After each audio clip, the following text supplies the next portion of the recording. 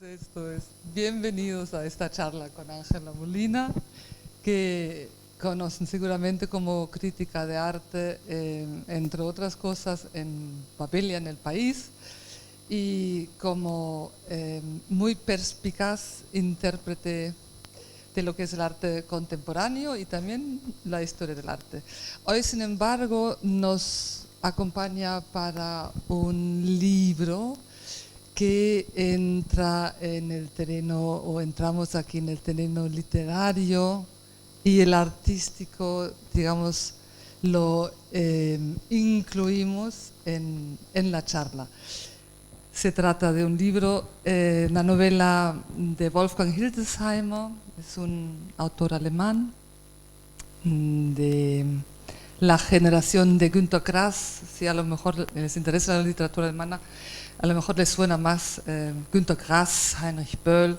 Wolfgang Hildesheimer es un autor judío que nace en 1916 y la familia ya en el 29 se van a Palestina, o sea que ven venir la catástrofe, o digamos todo lo que se produce después del año 33 en Alemania, y emigran a Palestina, donde Hildesheimer se forma primero como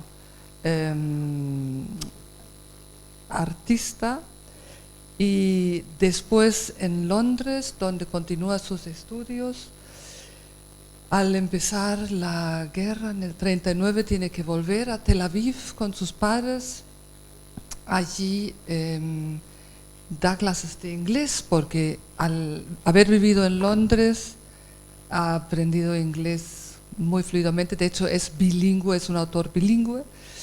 Y después del 45, cuando termina la guerra, él vuelve a Europa, vuelve a Londres con la idea de establecerse como artista, como pintor. En Tel Aviv ya ha hecho exposiciones de grabados, de dibujos, también de cosas de escultura.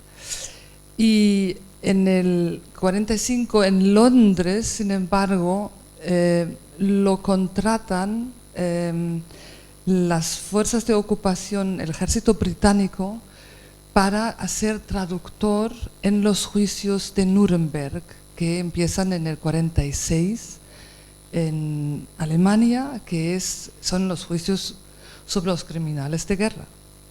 Hildesheimer está 3 años trabajando como intérprete en los juicios de Nuremberg, se encara cada día con los grandes criminales nazis, y al final incluso él es el redactor jefe de los protocolos de los juicios. Al terminar esta fase, él se establece en Alemania, en el sur de Alemania, cerca de Múnich, como artista gráfico. Abre un estudio de diseño gráfico, y a los 7 años se va de Alemania. En el 57 deja Alemania por el antisemitismo persistente. Hay la famosa frase que antes habíamos comentado Ángela y yo, que Hildesheimer dice, cuando le preguntan por qué se va usted, porque en este momento él ya es un escritor reconocido, destacado, premiado, y le preguntan por qué usted se va de Alemania, que es el país en que ha nacido, ¿no? En la escritura en alemán, con todo lo que es la participación en la cultura alemana. Dice, soy judío, y 2/3 de los alemanes son antisemitas y lo serán siempre, así que yo me marcho. Y allí en Suiza, entonces él sigue trabajando también como pintor y grabador, pero sobre todo en su obra literaria. Escribe una novela, escribe varios relatos, escribe obras de teatro, tiene mucho éxito como autor de teatro. Y luego empieza a trabajar en una biografía de Mozart, que es tal vez el libro más conocido de él, es el bestseller, es la biografía de Mozart más leída internacionalmente. se traduce a todos los idiomas y es muy conocida esta biografía de Mozart. Y justamente cuando está trabajando en la biografía de Mozart, hay como una toma de conciencia sobre el género biográfico. Se da cuenta que es un género bastante cuestionable porque él siempre dice, ¿qué se puede saber del biografiado? Y esto es una cuestión que vamos a tocar aquí, esta novela histórica que Hildesheimer emprende después de Mozart, de la biografía. Esta novela histórica la subtitula Mozart, una biografía. Y lo que tiene de biografía o lo que tiene de juego con la ficción y con los hechos biográficos, de esto queremos hablar aquí entre Ángela y yo. Y Ángela, este juego de dobles e incluso triples fondos que monta Hildesheimer aquí. ¿Cómo has entrado en esto? No, bueno, yo antes de comentar un poco mis impresiones, tenía mucha curiosidad por saber tu opinión sobre hasta qué punto el autor, o sea, son dos cuestiones. La primera, de qué forma utiliza como coartada una biografía de un autor como Mozart, de un músico como Mozart, universalmente conocido, para apoyar su segunda biografía, Marbot, una biografía. Hasta qué punto es la coartada de un asesino escritor. Y la segunda, si consideras que hay algo, digamos, de alguna forma metafórico en el tema de Marbot, porque en realidad el protagonista de Marbot es un crítico de arte, lo que conocemos como crítico de arte hoy en día, que en su momento, pues, en fin, no era una profesión tan conocida como lo es hoy.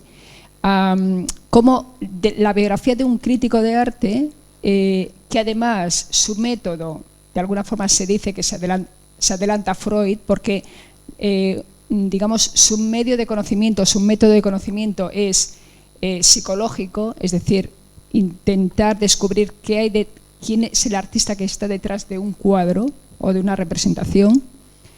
Entonces la pregunta es, ¿hasta qué punto eso es una metáfora?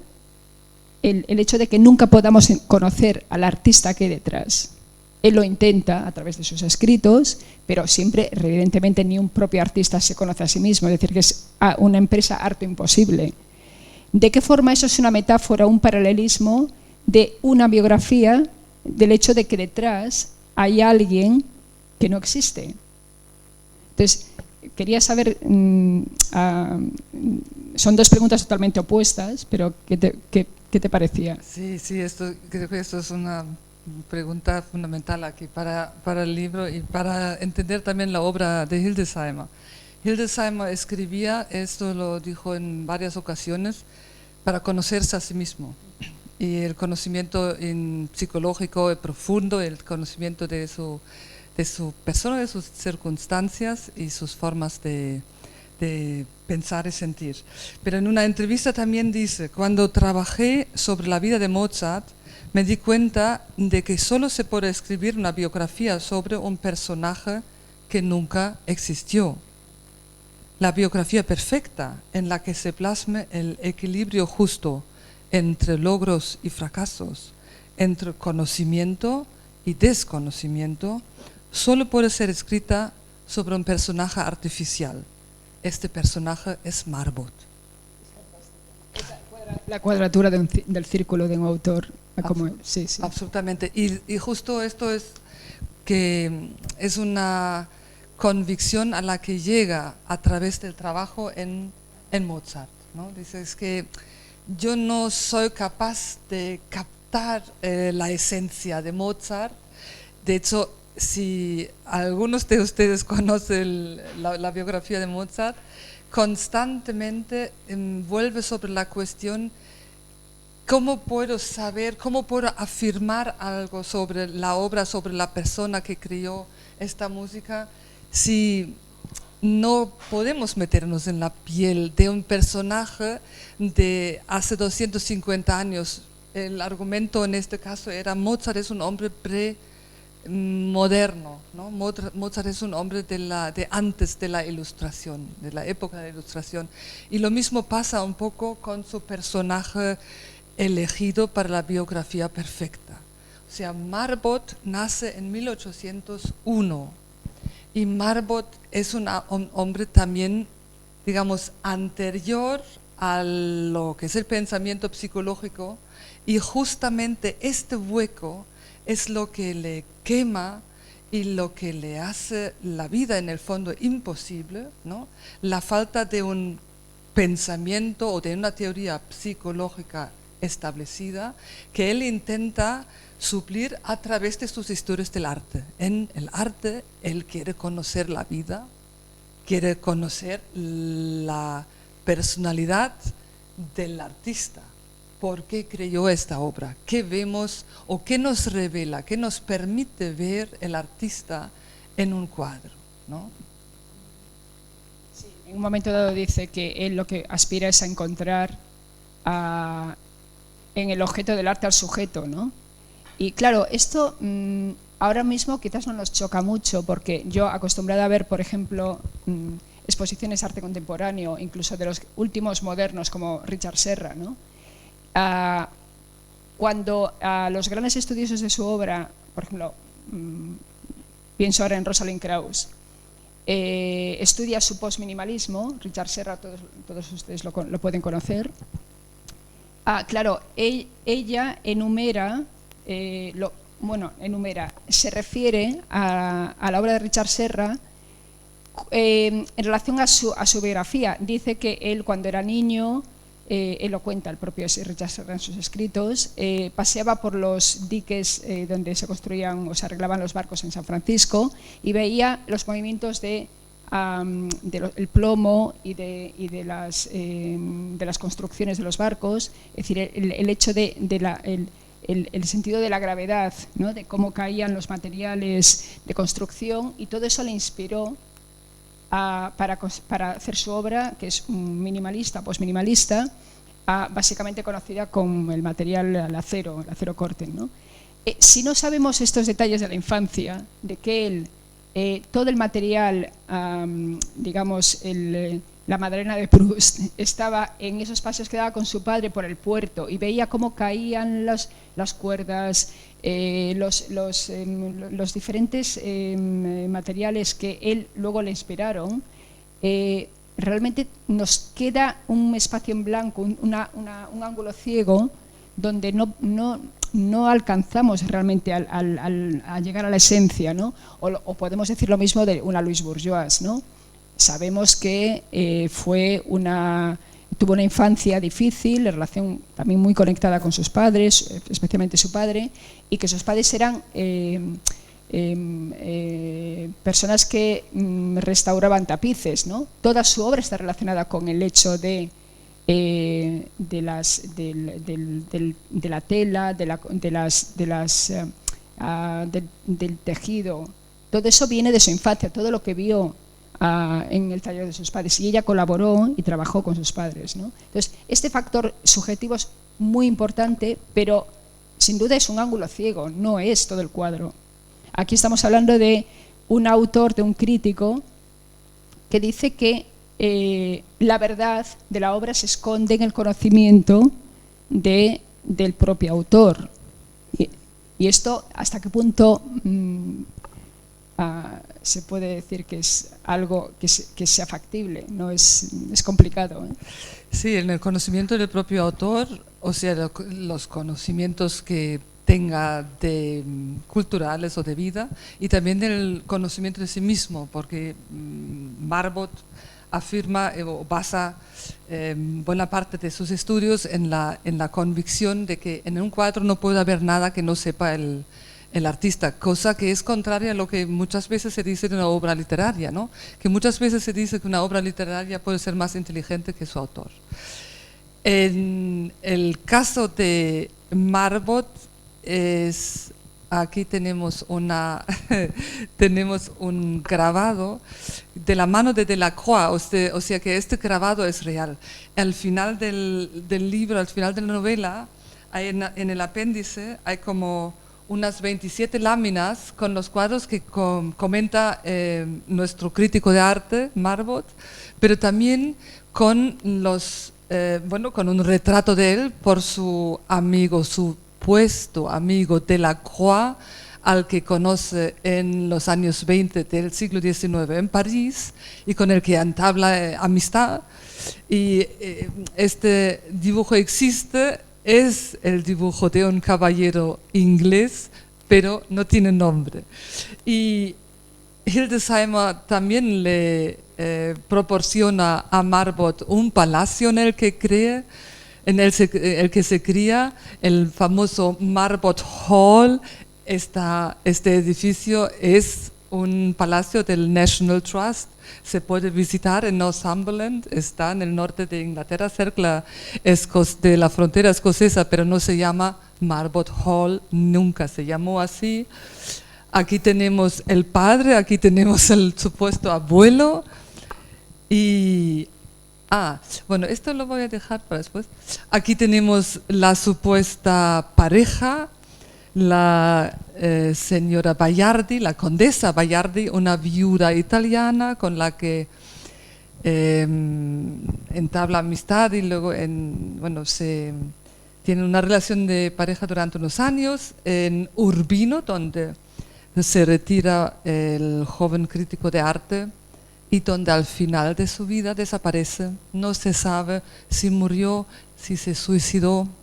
El final queda abierto en esta novela en la que tantas pistas y sugerencias se dan y no se atan todos los cabos. Es curioso porque hasta eso lo cuida, el hecho de que la muerte es lo único seguro que existe. En una biografía ficticia lo deja abierto, porque una muerte, digamos que sería testimonio de algo que es verdad. Eso es. Y en esto yo creo que es un juego que... redondea, ¿no? Todos esos juegos con la biografía que en un día de febrero Marbot sale de su casa supuestamente para hacer una excursión de caza y nunca vuelve y no se encuentra su cadáver. Lo que sí se sabe es que falta una de sus pistolas, ¿no? Y esta es la pista, que supuestamente liga su desaparición con el suicidio. Aquí tenemos un cuadro de Lady Catherine Marbot, la madre de nuestro crítico de arte, que por cierto aquí, si seguramente te has fijado, Hildesheimer escogió un cuadro de una joven aristócrata inglesa con los senos en un punto muy, muy destacado y como bastante descubiertos, ¿no? Porque el tema de los senos es un tema que nos va a interesar ahora. Claro, hablando del tema de la muerte, yo creo que el autor es muy juguetón con el lector. Primero, la muerte, como decíamos antes, no puede ser certificada en una biografía que es ficticia, a pesar de que, no sé si lo has comentado, pero pasó en su momento por ser verídica. Sí. O sea, la gente en el año 81 creyó que la gente, los críticos literarios, etcétera, pensaron que esta persona había existido. Entonces, primer juego, no existe el hecho, digamos, comprobado, no se ha encontrado el cadáver, no se sabe exactamente, pero desaparece. Y segundo, el tema del incesto, muy interesante, aunque para mí no es lo más interesante del libro, teniendo en cuenta que aunque es ficticio, él abunda mucho en la relación incestuosa con su madre y además es algo que, a pesar de que existe este sentimiento de culpa por parte de él, de Marbot, es recurrente y dura un tiempo. Entonces, claro, yo no recuerdo mucho en la literatura que haya un tema que es universalmente, digamos, marcado como el incesto, de una forma tan explícita y tan natural en muchos sentidos, ¿no? Entonces, esto otra vez lo asocio con el hecho literario. Es decir, ni la muerte y el incesto tan explícito, con que es una ficción, nos lo podemos permitir. Porque si fuera real que ese incesto en una persona que existió hubiera pasado, digamos, la moral universal juzgaría el hecho. Y es que en realidad es un juego. Claro. El hecho de que por tanto tiempo exista y tan explícitamente es muy interesante, como juego literario. Absolutamente. En los años 80, precisamente, cuando se publica el libro, durante unos cuantos años sigue existiendo la idea de que este Marbot debió de haber existido. Al principio, incluso algunos de los críticos agradecen al autor haberles descubierto este personaje tan eminente por su labor teórica y sin embargo desconocido por los más cultos de los lectores de esta novela. Enseguida, después de la publicación, Hildesheimer en una entrevista declaró que él había inventado a Marbot, pero no se lo creyeron, porque no se lo querían creer, porque es tan buena la historia y apetece tanto creer en la realidad de Marbot, porque nos hace entrañable este personaje y admirable. Se nos hace también, bueno, hay como la relación precisamente incestuosa con la madre, es algo que, bueno, teóricamente dices es un tema bastante inquietante, es bastante peliagudo, pero lo tratan con tanta delicadeza y con tanta comprensión por los motivos que realmente nunca hay nada ni morboso, ni, no sé, ni censurable en todo lo que es el tema de la relación materno-filial.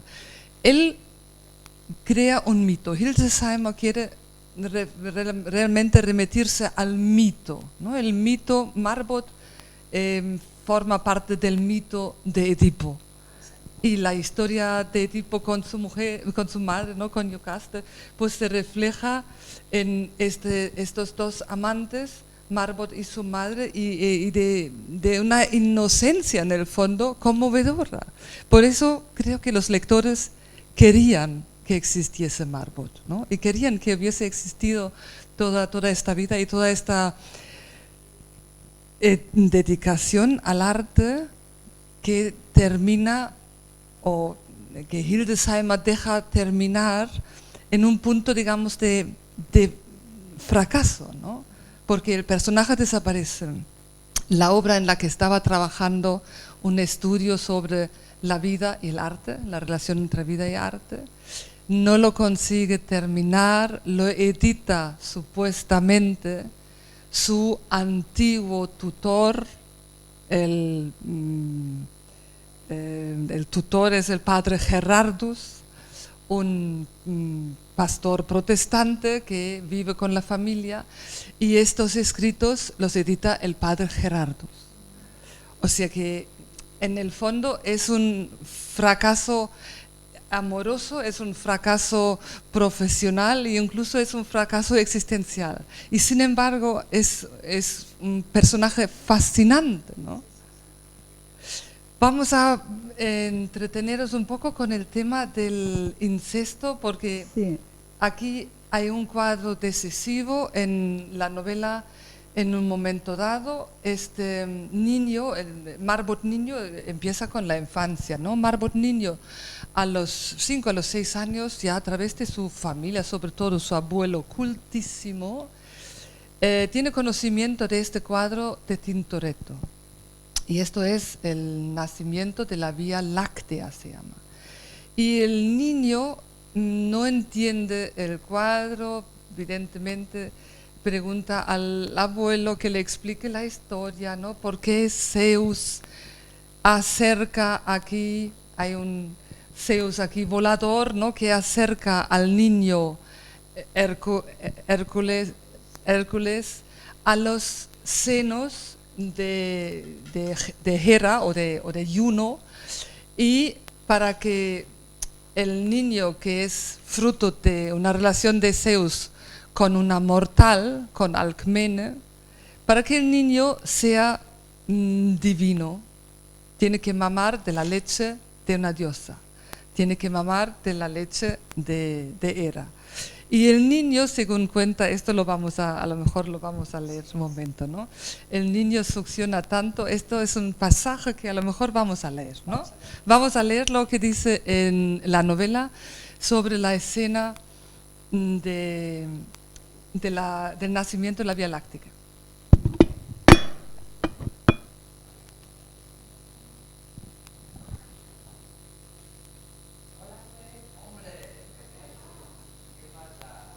Está en la página 72. Sí, sí.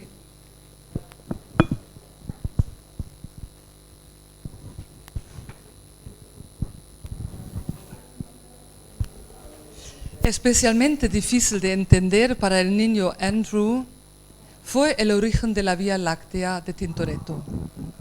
El contenido. Júpiter acerca a Hércules, su hijo ilegítimo, cuya madre Alcmene era, como es sabido, mortal, al pecho de Juno, su esposa durmiente, para, como quien dice, legitimarlo con la leche, cuando no incluso imputárselo.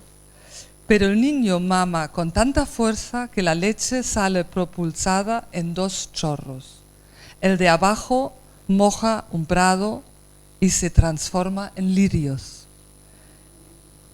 El caso es que la parte inferior está cortada y ya lo estaba cuando Claverton, el abuelo, adquirió el cuadro. El otro chorro asciende hacia el cielo y se transforma en estrellas, las estrellas de la Vía Láctea. Ese es el asunto que parece tan enigmático para el niño, y el niño en un momento dado quiere que la madre se lo explique. ¿Y qué pasa entonces? Sí, no. Bueno, yo quería comentar, lo hemos hablado antes, que la explicación que da él, el autor, es que el niño succiona tan fuerte que se expande la leche, ¿no? Hay otras versiones que dicen que Juno una forma de rechazar a su hijo, al que quieren que sea su hijo, lo aparta. Entonces, ese sería el origen de la Vía Láctea. Es decir, que son 2 interpretaciones radicalmente opuestas. Y aquí yo creo que hay una versión absolutamente mainstream, que sería la de Zeus. Toma, o sea, he tenido este hijo con una mortal y quiero que tú lo hagas divino y que sea tuyo. Y una de la diosa que dice, no me endoses, no, este no es mi hijo, es de una mortal y no quiero ser ese vientre de alquiler, como, en fin. Eso es por una parte. Y por otra, yo creo que es curioso comentar cuando él en el libro dice que él quería, cuando oye de su abuelo esta descripción, ¿no? En su casa, este cuadro está en casa de su abuelo, luego ya está en la National Gallery, ¿no? Y le dice, y yo pensaba, yo quería comprobar, a los 6 años, quería comprobar esto, y de alguna forma le pide a la madre que le enseñe digamos, el manantial de esa Vía Láctea. Entonces, ella bueno, quizás también es muy bonita esas frases, sí, ¿no? Que dice como ella se lo enseña de otra forma, ¿no? Exacto. La madre no satisfizo el deseo de Andrew, debe decirse, pero no se enfadó, sino riendo estrechó al niño entre sus brazos para que pudiera descubrir ese territorio misterioso, pero no con los ojos, sino con el tacto. El niño tiene 6 años entonces, ¿no? Es una escena totalmente inocente, pero es la escena, digamos, clave para luego lo que se desarrolla como deseo incestuoso en el niño, y que la madre incluso reconoce que esto es el momento inicial de esta relación, ¿no? Claro. Y aquí se me ocurre algo freudiano, dado que digamos que Marvot es el precursor o el precursor ficticio de las teorías psicoanalíticas del arte. Se me ocurre algo que trata Freud en uno de sus estudios sobre Leonardo da Vinci, que habla de que el primer recuerdo que tiene Leonardo es que él está en la cuna Eso es muy difícil porque un bebé, en fin, no tiene memoria. Pero él explica que él está en la cuna y se le acerca un milano, un pájaro, y le mete la cola en la boca. Y ese es un recuerdo que para Freud, luego la asocia con la Mona Lisa, la boca, esa androginia de la Mona Lisa. Es decir, recomendable también el estudio de Freud al respecto. Pero esos recuerdos infantiles después marcan definitivamente, digamos, la trayectoria de un artista, y tendría que ver, no sabemos si el autor conocía, había leído a Freud. Hildesheimer era un gran conocedor de la Claro. obra de Freud, se había psicoanalizado y Pues ahí. era un profundo conocedor de todas las teorías psicoanalíticas, y yo creo que en el fondo eso es otra lectura que se puede hacer de esta novela, como una versión satírica incluso, o pongamos irónica, ¿no?, de lo que es la aplicación canónica de las teorías de Freud al arte, de lo que es este afán de los freudianos de buscar siempre una connotación freudiana o sexual, ¿no?, en cada cuadro. Creo que en ese sentido Hildesheimer es mucho más sutil y mucho más, se centra mucho más en sus interpretaciones de obras de arte a través de Marbot, en lo que son todos los complejos, los deseos, los anhelos, ¿no?, del posible del artista en su obra de arte. Aquí tenemos, por ejemplo, el cuadro de Watteau, Gilles, que es un cuadro al que Marbot le da una importancia especial, y esto es algo que me interesa, Ángela. ¿Por qué elige Marbot el Gilles de Watteau? Bueno, yo creo que es un personaje de la comedia del arte. El Gilles en francés es Pierrot, ¿no? Se llama así. Exacto, sí. Entonces, parece que ahí se proyecta como un ser incomprendido, solitario. También hay una descripción muy interesante del atuendo, ¿no? Es bellísima esa descripción, los botones, ¿no? Es fantástica. Digamos que es una descripción formalista, pero sin embargo es como un reflejo, digamos, de lo que quizás el personaje era en ese contexto histórico de intelectuales, de otros autores, ¿no? El personaje que fracasa y rodeado por otros personajes de la comedia del arte. No está Colombina, por ejemplo. Colombina sería su madre, la madre ausente, no está. Sí, Digamos que es una proyección del propio crítico, ¿no? Y no sé, me parece muy interesante que los personajes que le rodean abajo, que ni siquiera prestan atención a Pierrot, ¿no?, a Gilles, pero sí que son los personajes habituales, y ahí está la ausencia de ella, de la compañera de Pierrot. Es un personaje curioso porque un pintor tan popular como Edward Hopper adoraba a Watteau, y precisamente estas pinturas, él hizo varias. Watteau me parece que hizo 3 o 4 versiones del Pierrot, y Hopper pintó 1 o 2 versiones de Pierrot, pero acompañado con su Colombina. Vale. Es muy interesante. Es decir, que esto abre, la lectura de este libro y de estas imágenes abre muchas puertas a los que estamos interesados en el arte, porque claro, todo está conectado.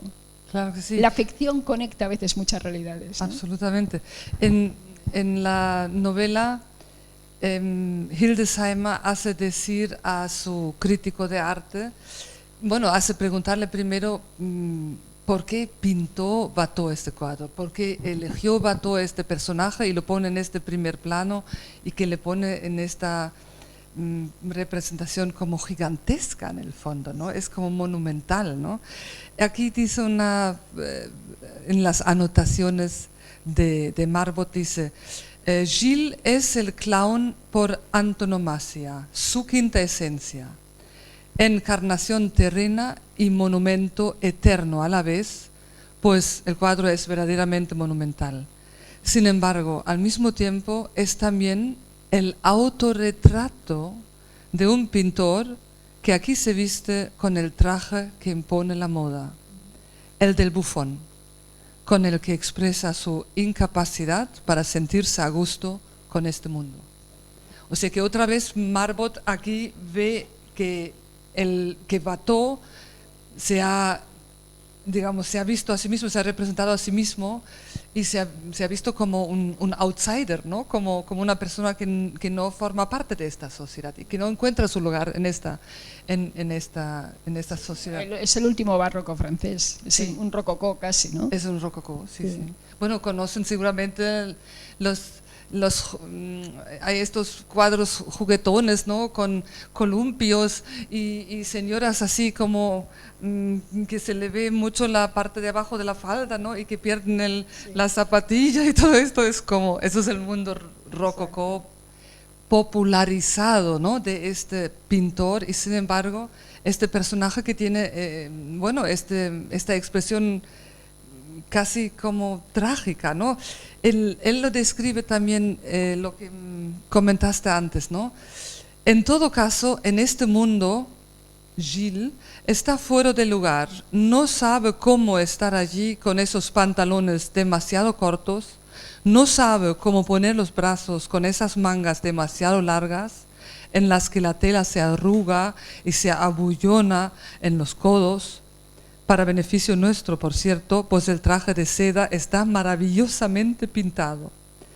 Lo externo se convierte en símbolo del contenido interior, pues quien provoca compasión tiene un valor divino.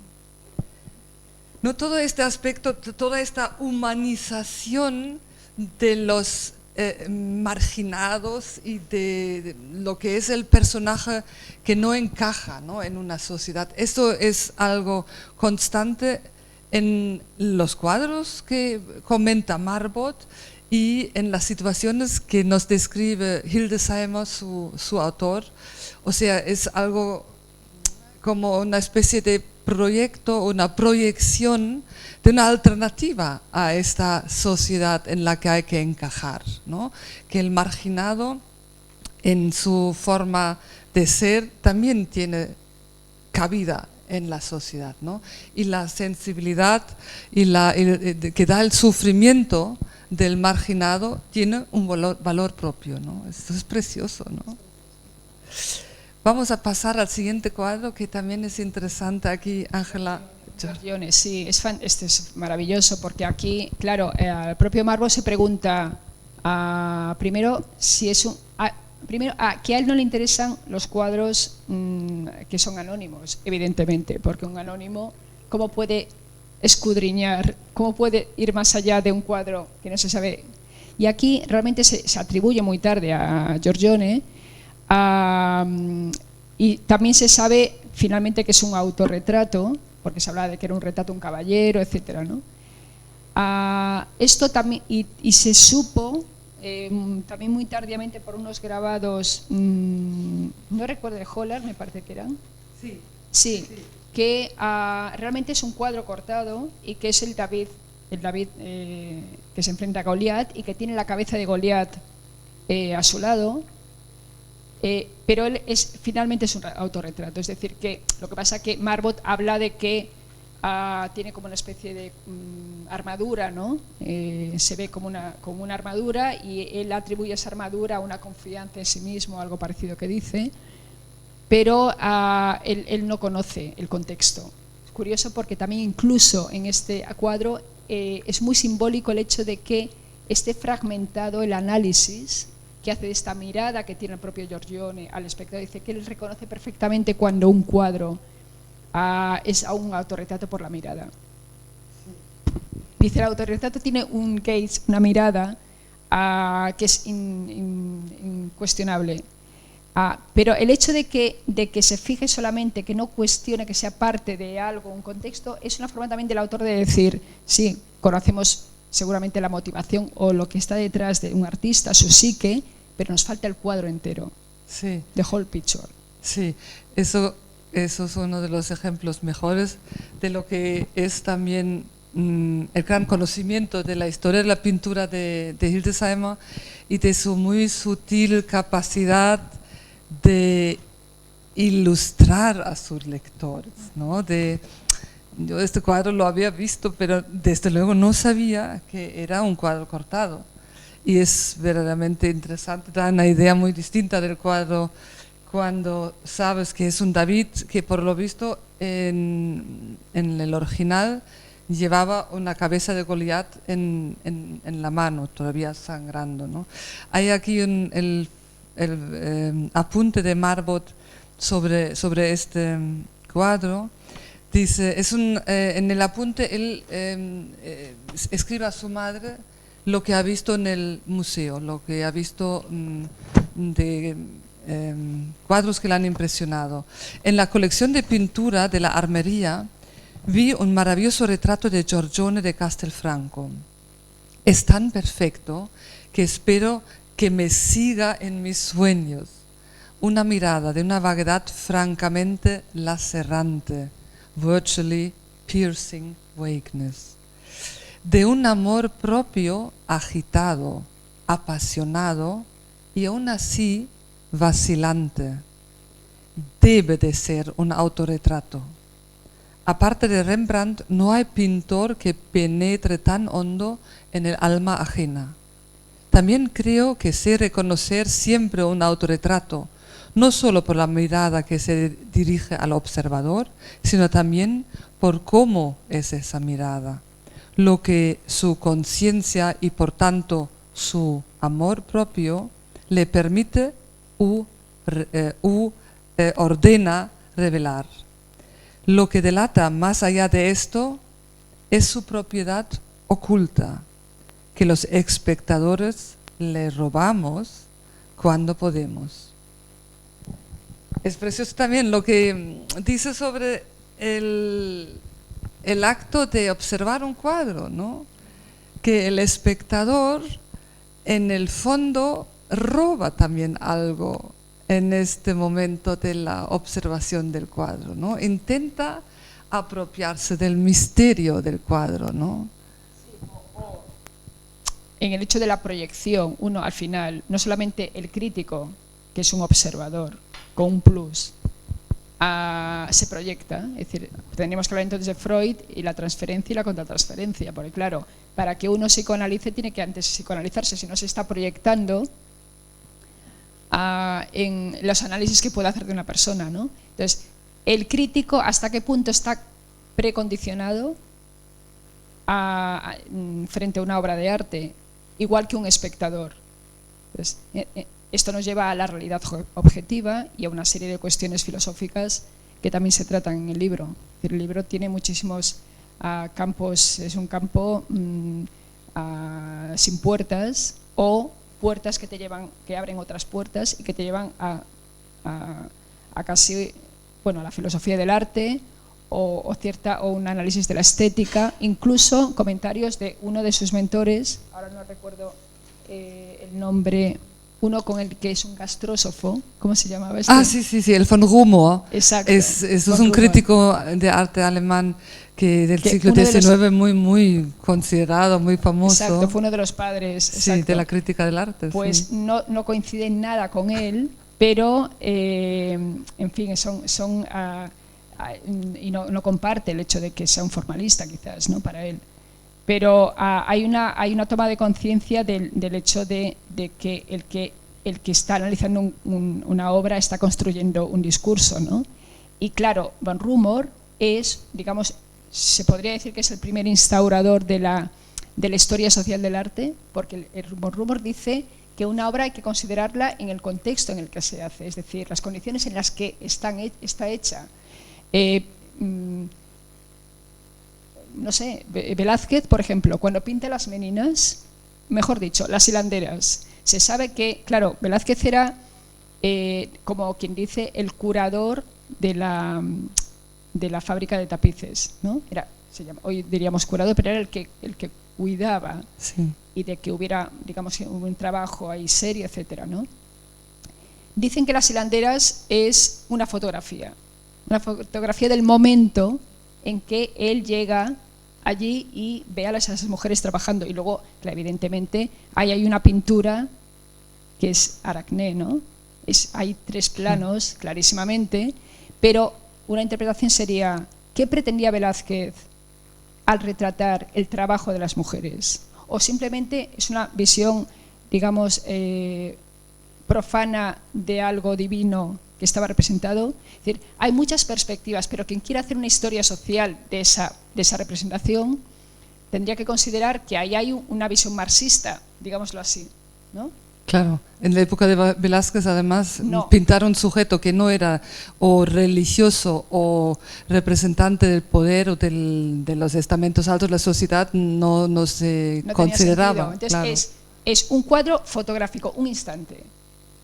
Y a partir de ahí, lo que uno quiera, digamos una persona con cierta conciencia, un crítico diría, pues él estaba representando a las mujeres trabajando. ¿Qué quiere decir esto? Y von Rumohr también defiende esa postura frente a un Margot que dice, no, a mí lo único que me importa es como quien dice, las neuras o las fantasías de un creador.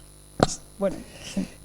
Aquí Margot aprovecha este cuadro de Giorgione para hacer una reflexión sobre la superioridad del artista. Es una cuestión que ocupa a nuestro crítico de arte tantísimo, porque él mismo quería ser artista, él mismo es una persona creativa, pero es un creativo teórico, o sea, en el campo de la teoría.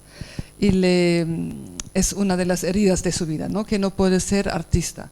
Sin embargo, bueno, o tal vez por eso precisamente, él persigue esta cuestión, si el artista, el que se dedica, el artista superior, ¿no?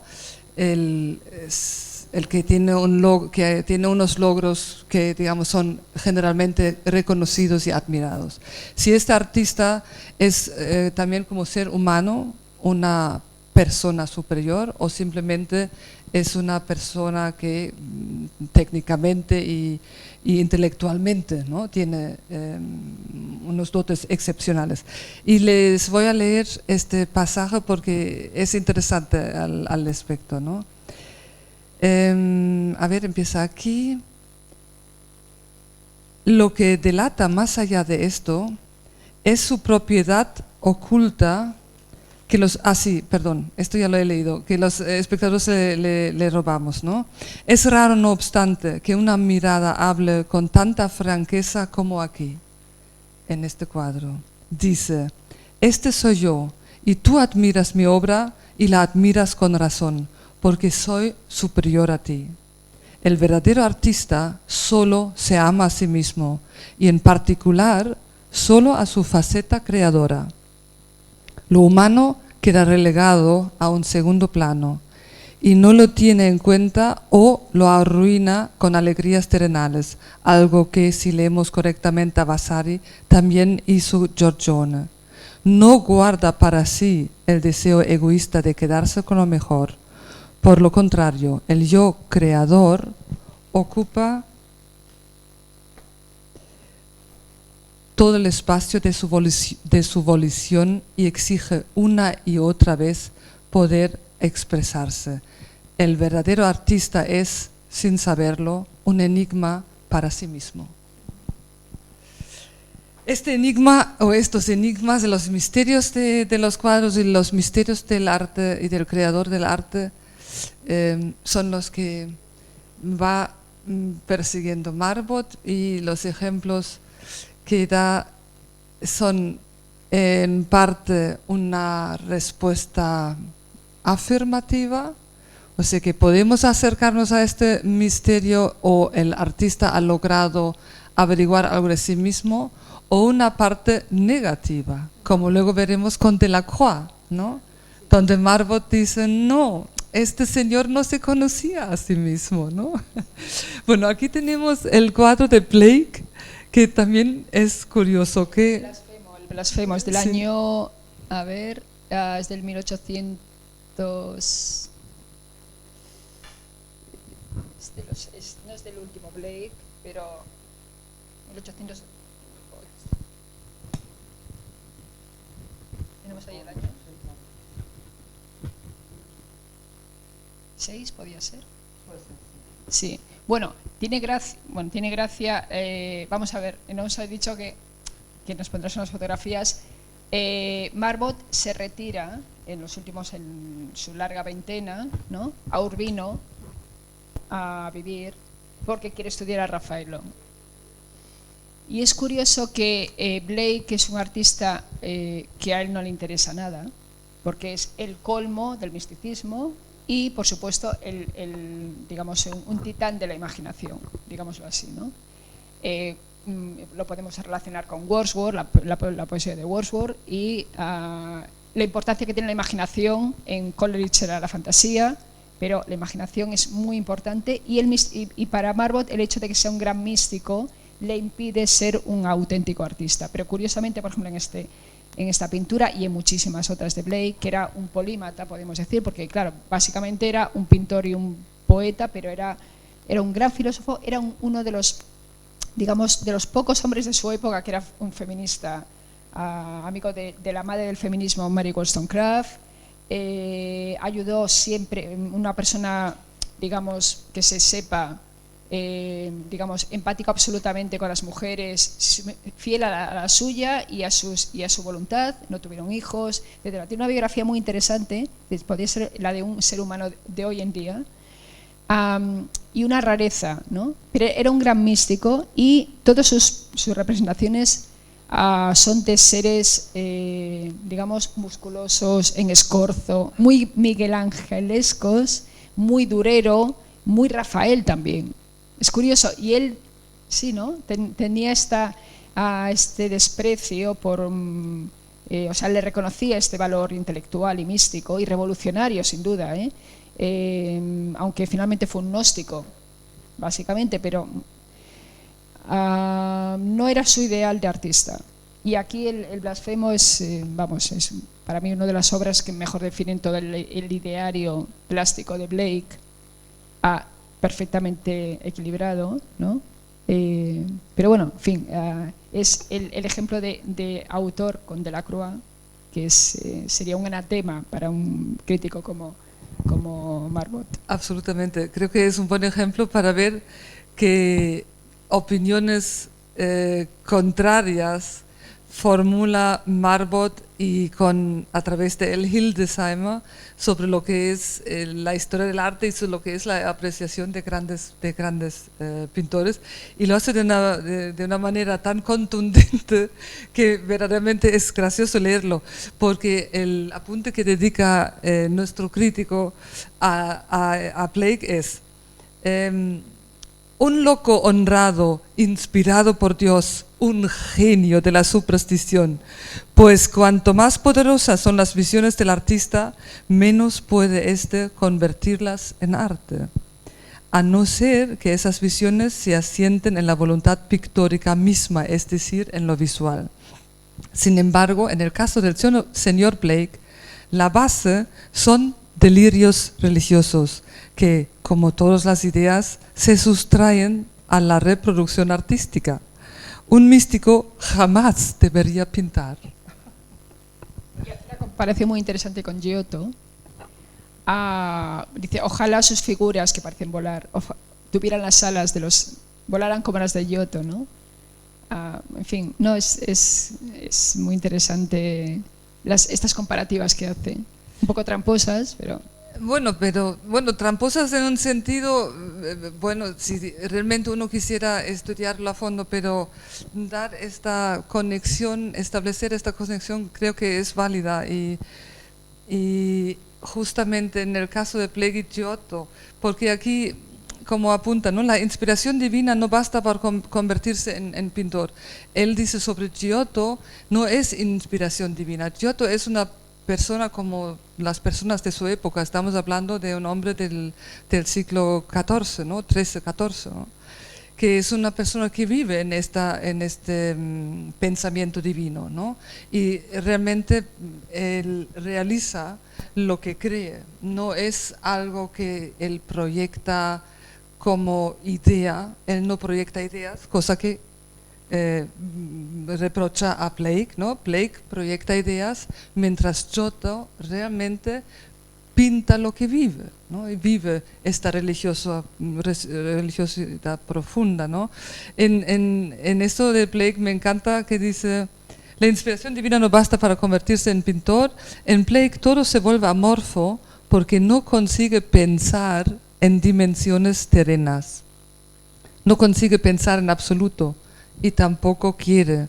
El señor Robinson tenía razón cuando decía: Blake odia la razón más que nada en el mundo, tal vez por miedo a que la razón ponga en evidencia la falacia de sus sueños, ¿no? Es el mundo del hombre ilustrado, el mundo de la razón, contra el mundo del hombre medieval que él representa Giotto, ¿no? Vamos a la siguiente obra, que es la que ya empezamos a comentar, Delacroix, la muerte de Sardanápalo, sí. ¿no? Un rey asirio que sabe que, bueno,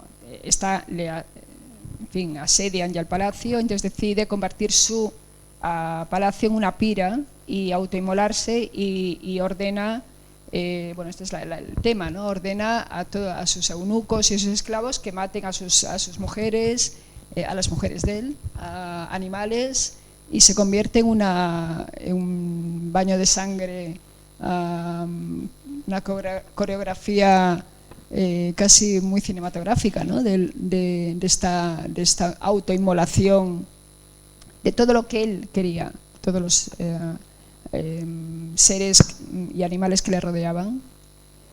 Es muy interesante también la perspectiva en diagonal. Desde el lecho, sí. Bueno, desde la ropa de Sardanápalo, el lecho, ¿no? Sí. No sé, y claro, él explica que encuentra el cuadro en su estudio fresco, es decir, que son amigos, ¿no? Y un día le invita a su estudio y encuentra allí el cuadro que está recién hecho. Como le llama un caos, le dice es un caos petrificado, ¿no? Lo llama así un caos petrificado. Y lo que más me interesa de este episodio es la condescendencia, dicho así, ¿no? Es decir, que todo crítico, de alguna forma, cuando llega un momento en que conoce al artista, porque ese es uno de los peligros, y yo no estoy hablando por mí, ¿no? Porque, en fin, te cuentas a muchas, digamos, personajes en el mundo del arte, tanto críticos, otros críticos como comisarios, artistas, y tienes que, digamos, crear tienes que aislarte de todo aquello para estar centrado, intentar no estar atravesado por lo que has conocido, por la persona, digamos, el aspecto que a Margot le interesa, que es el psicológico. Yo al menos procuro que no me toque. Sí, ¿no? Me acuerdo que tú una vez me dijiste: yo procuro no encontrarme con artistas. Sí, no, procuro no ir a las inauguraciones, procuro que ver la exposición cuando no están los artistas, prefiero que no me lo cuenten, pero eso es una opción mía, ¿no?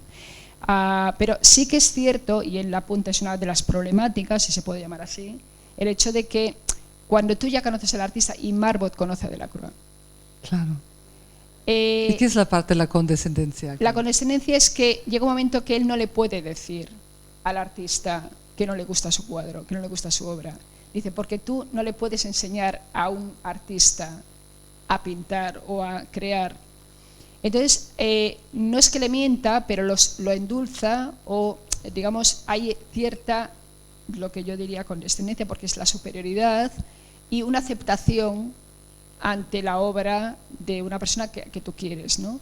Y esto para mí es un tema interesante porque existe hoy en día y tiene muchos grados. El grado sería el grado máximo sería el del crítico, que acaba siendo mercenario, no solamente de un artista determinado, sino de instituciones, y trabajar para ellos. Pero el grado mínimo sería el emocional, el de aquel crítico que conoce, ha seguido la carrera, ve el esfuerzo, pero ve que quizás no hay talento, o razones varias, y él explica que no quiso, no pudo, se lo dijo de una forma, ¿no? Esto me parece una cuestión interesante. Él no se lo dijo a Delacroix, pero en sus apuntes sí que dice con puntos y comas qué es lo que no funciona o lo que según él falla en el cuadro, que él dice es un escenario, ¿no?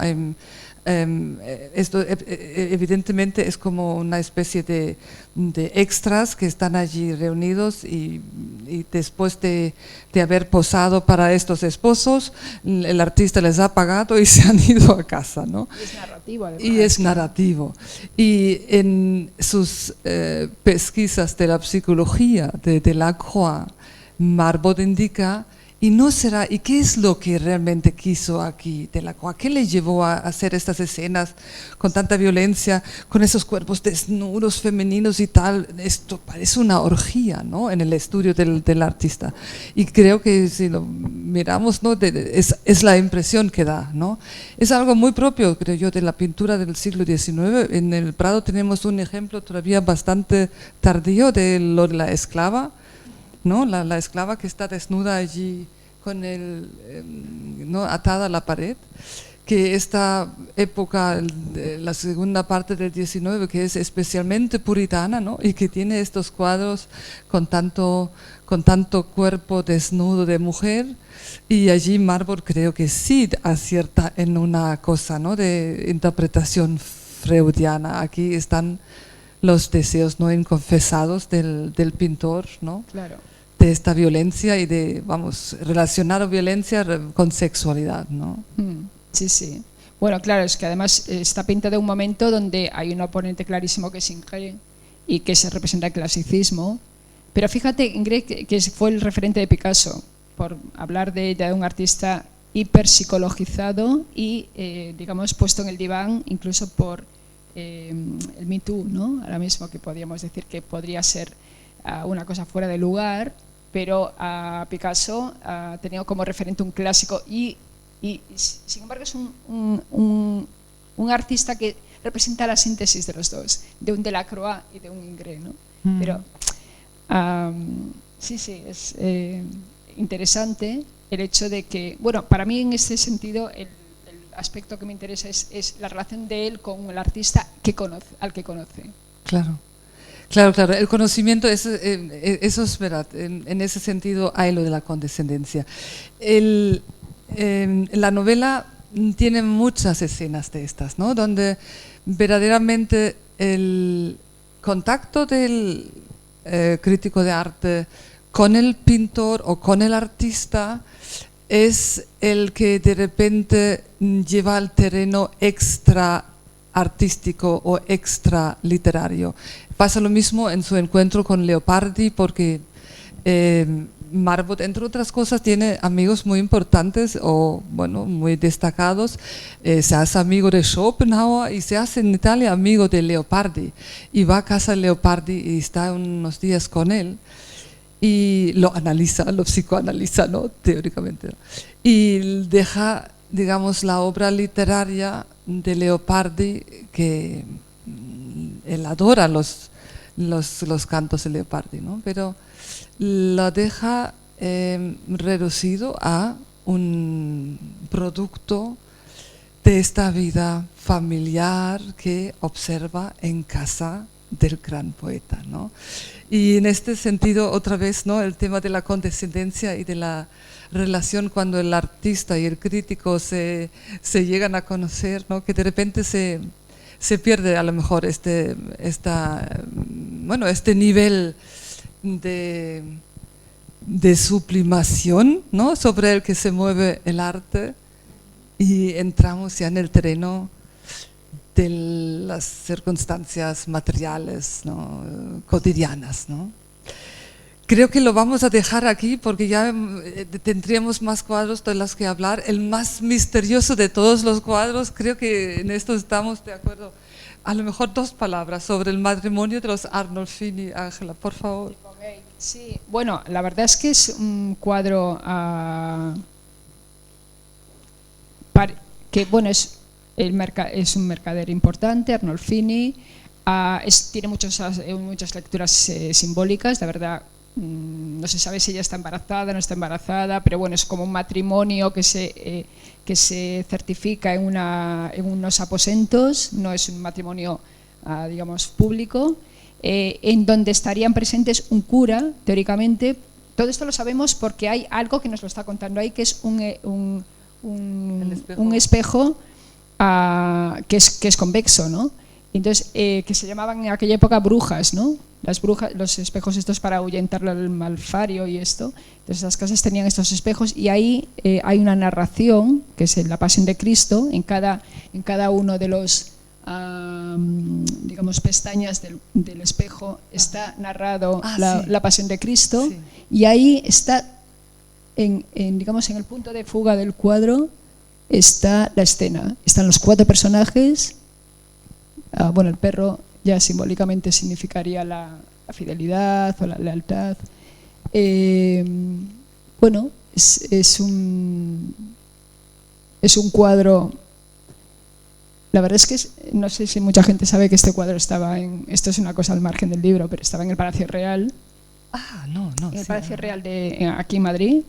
Y fue un botín de guerra de Bonaparte, la guerra de la independencia. Se lo llevaron los franceses y luego los ingleses se lo robaron, con lo cual es un cuadro muy viajado, pero no sé si estos cuadros se incluyen dentro de lo que son las devoluciones que ahora reclaman para el arte más clásico, vale. Grecia o los países de Oriente Medio, pero habría que pensar en esto porque es un cuadro maravilloso, ¿no?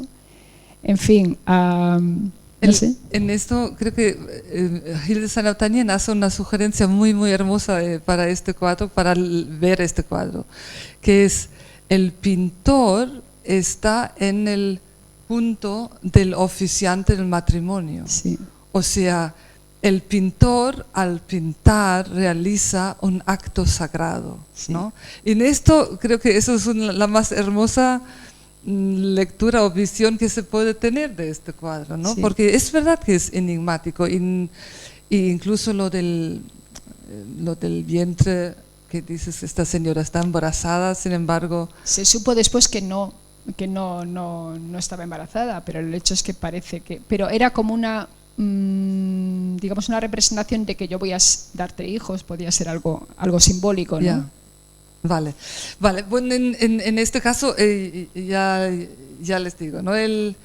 Hildesheimer enfoca esto como si fuese un homenaje, ¿no? al acto sagrado del arte, ¿no? La pintura como un acto sagrado, como una especie de sacerdocio o algo así, ¿no? Uh-huh. Pues lo vamos a dejar aquí.